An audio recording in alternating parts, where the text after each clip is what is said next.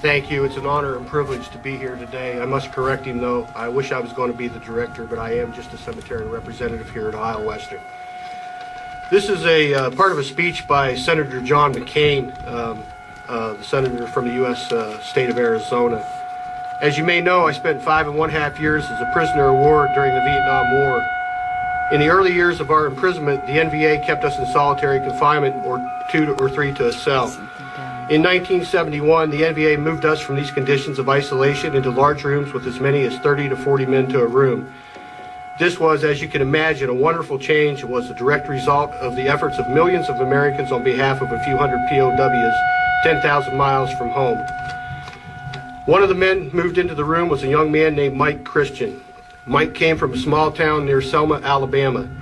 He didn't wear a pair of shoes until he was 13 years old. At 17, he enlisted in the U.S. Navy. He later earned a commission by going to officer training school. Then he became a naval flight officer and was shot down and captured in 1967. Mike had a keen and deep appreciation of the opportunities this country and our military provide for people who want to work and want to succeed.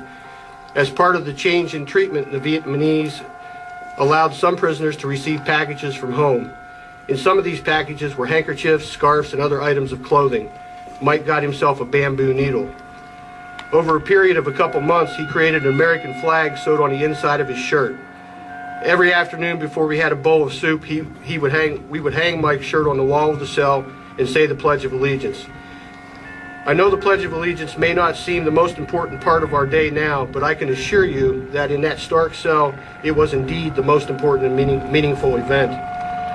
One day, the Vietnamese searched our cell, as they did periodically, and discovered Mike's shirt with the flag sewn inside and removed it.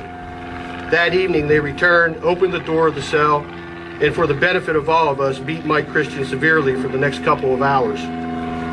Then they opened up the door of the cell and threw him in.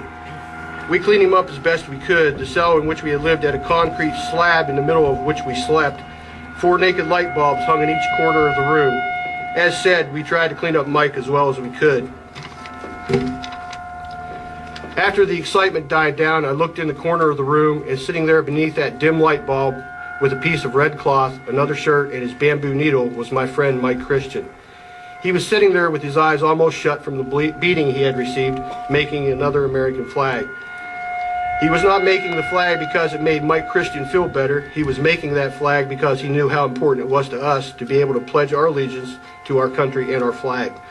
So the next time you say the Pledge of Allegiance, you must never forget the sacrifice and courage that thousands of Americans have made to build our nation and promote freedom around the world. You must remember our duty, our honor, and our country.